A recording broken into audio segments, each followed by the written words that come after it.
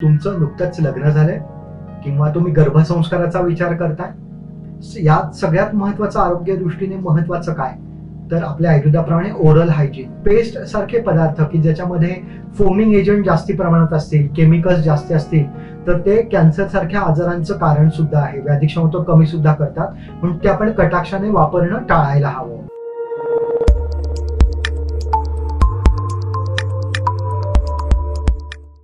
तुमचं नुकतंच लग्न झालंय किंवा तुम्ही गर्भसंस्काराचा विचार करताय, यात सगळ्यात महत्वाचं आरोग्य दृष्टीने महत्वाचं काय, तर आपल्या आयुर्वेदाप्रमाणे ओरल हायजीन.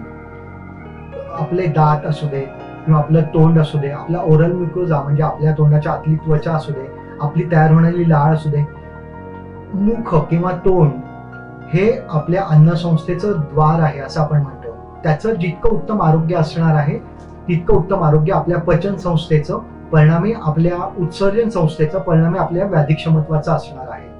आणि म्हणून जेव्हा आपण लग्नाचा किंवा गर्भसंस्काराचा विचार करतो तेव्हा सगळ्यात महत्वाचा विचार आहे तो ओरल हायजीनचा. म्हणून सगळ्या व्यक्तींनी आपल्या तोंडाचं, मुखाचं आरोग्य उत्तम राखण्यासाठी पहिला प्रयत्न करायला हवा. आणि इव्हन दिवसाची आपण सुरुवात करतो तेच मुळी दंतधावनाने किंवा ब्रश करण्याने. म्हणजे जर दिवसाची सुरुवात चांगली झाली तर आपल्या दिवसाचं आरोग्य चांगलं राहतं. दिवसाचं चांगलं आरोग्य म्हणजे आठवड्याचं आरोग्य चांगलं, आठवड्याचं आरोग्य चांगलं म्हणजे वर्षाचं, आणि एका व्यक्तीचं आरोग्य चांगलं म्हणजे कुटुंबाचं, म्हणजेच कुटुंबाचं चांगलं म्हणजेच समाजाचं आणि राष्ट्राचं. इतकं महत्वाचं ओरल हायजीन आहे. मग ओरल हायजीनसाठी मुळात 2-4 महत्वाच्या गोष्टी त्या कोणत्या, तर दिवसाची सुरुवात आणि दिवसाचा शेवट हा आपण तोंड स्वच्छ ठेवण्याने करायलाच हवा. पण पेस्ट सारखे पदार्थ की ज्याच्यामध्ये फोमिंग एजंट जास्ती प्रमाणात असतील, केमिकल्स जास्ती असतील, तर ते कॅन्सर सारख्या आजारांचं कारण सुद्धा आहे. व्याधिक्षमता कमी सुद्धा करतात, म्हणून ते आपण कटाक्षाने वापरणं टाळायला हवं. मुद्दा क्रमांक 2, गोड चव, मधुर रस हा दातांना, तोंडाला हा कृमी वाढवणारा आहे, त्यामुळे तो जास्तीत जास्त टाळायला हवा. त्याऐवजी दंतधावन आयुर्वेदीय पद्धतीने केलेल्या कडू चवीच्या, तिखट चवीच्या, तुरट चवीच्या, खारट चवीच्या औषधांनी जर आपण दात घासले, दंतधावन केलं, तर ते उत्तम पद्धतीने आपलं आरोग्य वाढवतं, व्याधिक्षमत्व वाढवतं. ते लक्ष्मीकर आहे, ते तारुण्यकर असतं, आपलं तारुण्य सुद्धा त्याने टिकतं. म्हणून दिवसाची सुरुवात किंवा दिवसाचा शेवट हा कडू चवीच्या, खारट चवीच्या किंवा तिखट चवीच्या औषधांनी जर आपण दात घासले आणि नंतर भरपूर चुळा भरल्या, गुळण्या केल्या, तर तोंडाचं आरोग्य चांगलं राहतं, तोंडातली ऍसिडिटी बॅलन्स राहते, अल्कलाइननेस वाढतो आणि आपलं व्याधिक्षमत्व वाढतं. इतकं त्याचं महत्व आहे. त्यातल्या यासोबतच्या 2-3 आपल्या दिनचर्येतल्या सवयी, ते म्हणजे गरम आणि गार याचा संयोग करणं. म्हणजे चहा सारखा गरम गरम चहा आपण पितो, पण त्याच्या आधी जर तुम्ही नॉर्मल टेम्परेचरचं सुद्धा गार पाणी, नॉर्मल टेम्परेचरचं पाणी प्यायला, तर त्याने दातांचा अशक्तपणा वाढतो, दातांचा विकनेस वाढतो, त्याने तोंडाचं आरोग्य खराब होतं. म्हणून गार आणि गरम संयोग हा करू नये. हा सुद्धा भाग तितकाच महत्वाचा आहे.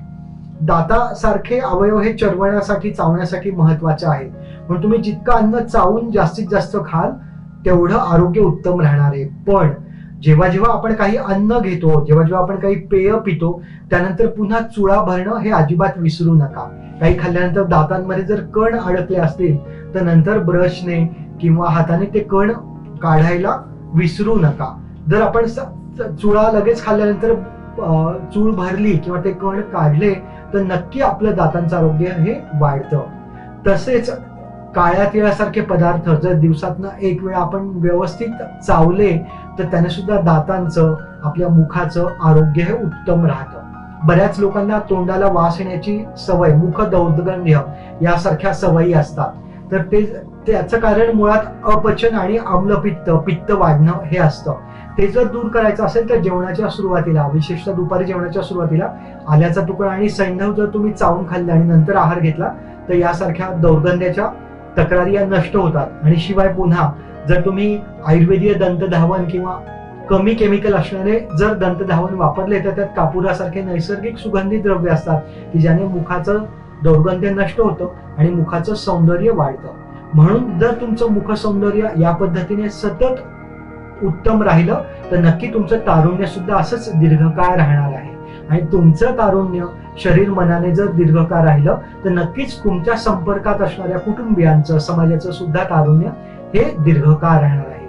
तर मी तुमच्या दीर्घकाळ तारुण्यासाठी तुम्हाला शुभेच्छा देतो. तुम्हाला याविषयी अधिक मार्गदर्शन हवं असेल तर नक्की आमच्याशी संपर्क साधा. धन्यवाद.